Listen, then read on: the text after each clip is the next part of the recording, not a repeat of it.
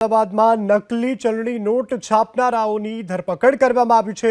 અમદાવાદના સોલા વિસ્તારમાંથી આ ઇસમોને ઝડપી લેવામાં આવ્યા છે। સુરત બાદ અમદાવાદમાંથી નકલી નોટોનું પ્રકરણ સામે આવ્યું છે। સોલા હાઈકોર્ટ પોલીસે નકલી ચલણી નોટ સાથે આરોપીઓની ધરપકડ કરી છે। તારીખ 13ના રોજ આપણે ચાણક્યપુરી શાક માર્કેટમાં અમારા જે બાતમીદાર છે એમના પાસેથી અમને માહિતી મળી હતી કે અમુક શંકાસ્પદ માણસો છે એ નકલી નોટ લઈને વટાવવા માટે બહાર નીકળેલા છે। એ બાતમી હકીકતના આધારે પોલીસ જે છે સંકલનમાં હતી પહેલાથી જ, અને આરોપીઓને એમાંથી એક આરોપીને જે છે તાત્કાલિક ઓન ધ સ્પોટ પકડવામાં આવ્યો। એ આરોપીની વિગતના આધારે બાકી આરોપીઓ ભાગી ગયા હતા, એટલે એમને પણ અમે બીજી જગ્યાઓથી ઝડપી પાડ્યા। ટોટલ 6 આરોપી આમાં પકડાયા છે। જે ચોંકાવનારી વિગતો છે એમાં એમની પાસેથી 247 નકલી નોટો 500ની દરની એમની પાસેથી રિકવર થઈ છે, અને સાથે સાથે બીજા મોબાઈલ્સ ને જે સાધનો છે એ પણ રિકવર કરવામાં આવ્યા છે। મૂળ રૂપથી આખીની આખી એક ગેંગ છે જે 6 લોકો અત્યારે અમને પકડ્યા છે, અને બાકીના લોકોની ધરપકડ થવાની હજુ બાકી છે। એમાં તાલુકો મેઘાવ, જિલ્લા ભીંડ, મધ્યપ્રદેશના બધા વતની છે, અને ત્યાં જે લોકોએ કલર પ્રિન્ટરના માધ્યમથી આ નકલી નોટો જે છે બનાવી હતી। અમદાવાદ ચૂંકી એક બહુ મોટું શહેર છે, અને એમાં રાતના અંધારામાં આ લોકો નોટ વટાવીને પોતાનું ઈરાદો પૂરું પાડવાના ઈરાદેથી અહીંયા આવ્યા હતા, અને તે દરમિયાન જ ઝડપાઈ ગયા છે। હેબિચ્યુઅલ ઓફેન્ડર છે સાહેબ? હા, એમાંથી એક આરોપીની વિરુદ્ધમાં યુપીમાં ઓલરેડી નકલી ચલણી નોટો બનાવવાનું ગુનો દાખલ થયેલું છે, અને આ આરોપીઓ જે છે એ પહેલા એક પ્રયોગ કરેલો હતો એકચ્યુઅલમાં, કે પહેલા 100ની દરની ચલણી નોટ બનાવી હતી, અને દિલ્હી ખાતે જઈને 6-7 હજાર રૂપિયા એમાંથી ખર્ચ કર્યા એ પ્રમાણે, અને એક પ્રયોગના ધોરણે સક્સેસફુલ ગયા।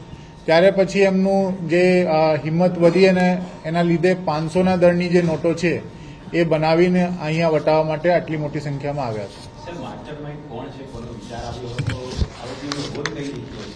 એમાં મેઇન જે ગેંગ લીડર તરીકે છે ઉમેશ ઉર્ફે અનુરાગ કમલેશ જાટવ, આ એક મેઇન આરોપી છે। એની સાથે બીજા દીપક રામ સહાય, વિકાસ લાલારામ અને ઉમેશ મુકંદીલાલ જાટવ, આ 4 મેઇન આરોપીઓ છે, ને એની સાથે 2 બીજા ધર્મેન્દ્ર રામરતન અને ઋષિકેશ ઉદયભાન, આ 2 બીજા જે છે એ માર્કેટમાં જઈને વટાવવાનું કામ કરે, અને બાકી 4 જે છે એ નોટ છાપવાનું, કટિંગ કરવાનું, એમાં ગ્રીન ટેપ લગાડવાની, સાથે સાથે એમની કલર પ્રિન્ટિંગ કરવાની, આ બધી જ કાળજી રાખવા માટે મેઇન 4 આરોપીઓ, અને બાકીના 2 જે છે માર્કેટની અંદર સર્ક્યુલેશન કરવા માટેના દાયિત્વ સાથે હતા। એ લોકો બહુ વધારે પડતું ભણેલા નથી, પરંતુ એ લોકોએ પહેલાથી જ જ્યારે એક પ્રયોગ કર્યું ત્યારે એ લોકોની હિંમત વધી ગઈ, અને એક જે આરોપી જેની મેં કીધું કે એને પકડવાનું બાકી છે, એ યુપીના એક કેસમાં ઓલરેડી પકડાઈ ચૂકેલું છે। એ માણસે એ લોકોને સમજ કરી, એ લોકોને એમને મોટિવેટ કર્યા અને સમજ પાડી કે કઈ રીતે નકલી નોટ બનાવીએ છીએ, એટલે માટે એ લોકોથી ટ્રેનિંગ લઈને પછી એ લોકો આગળ વધ્યા।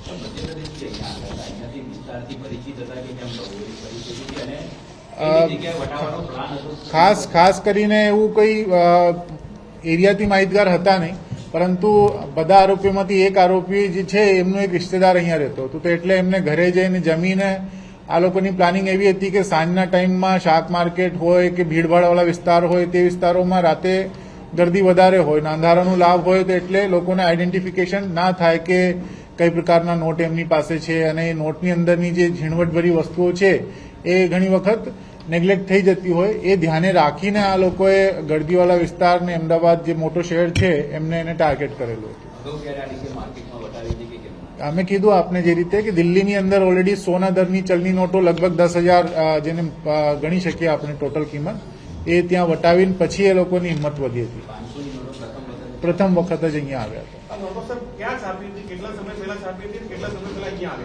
એમાં એ તો જે દિવસે આવ્યા હતા તે દિવસે જ પકડાઈ ગયા, પરંતુ જે નોટો જે છે એમના પોતાના ઘરમાં જે લોકોએ એક પોતાનું પ્રિન્ટર પણ નહીં બસાવ્યું, એમના એક પરિચિત વ્યક્તિ છે સંતોષ પાઠક, એમની પાસેથી પહેલા 100ના દરની નોટો જે છાપી હતી તે વખત તેની પાસેથી પ્રિન્ટર લાયા, અને બીજી વખત એક જે આરોપી છે એમના પોતાના જીજા છે એમની પાસેથી પ્રિન્ટર લાયા, અને પ્રિન્ટર લાવીને પોતાના ઘરમાં રાખી રાતના સમયમાં છાપીને પછી એ લોકોએ આખું ને આખું કાવતરું કર્યું. ના, એમાં એ લોકોની પ્લાનિંગ એવી હતી કે પેલા અહીંયા આવીને આ જે રીતે દિલ્હીમાં ગયા અને પછી ત્યાં સક્સેસફુલ થઈ ગયા એ રીતે જ અત્યારે જેટલા છાપ્યા એ નોટો એક વખત વટાવી લે, સક્સેસફુલ થઈ જાય પછી એ લોકો આગળ વધારાના છાપવાના હતા.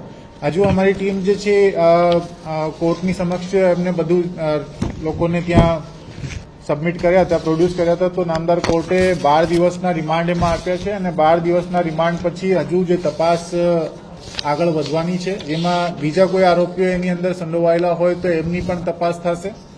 સાથે સાથે આ જે આપે કીધું એ પ્રમાણે અગર વધારાના નોટ એ લોકોએ છાપ્યા હોય તો એમની પણ રિકવરી કરવાની અત્યારે અમારી તૈયારી છે. સાથે જે આરોપી જેમના પાસેથી એ લોકોએ બધા ટિપ્સ મેળવ્યા, ટ્રેનિંગ મેળવી, એ આરોપી હજુ પકડવાનું બાકી છે તો એને પકડવા માટે પણ તપાસ તજવીજ ચાલુ છે. અને અમદાવાદના શહેર વિસ્તારમાં બીજી કોઈ જગ્યાઓ ઓર કોઈ એવા પ્રયાસો થયેલા હોય તો એ પણ આપણે રિમાન્ડ દરમિયાન અમે મેળવીશું.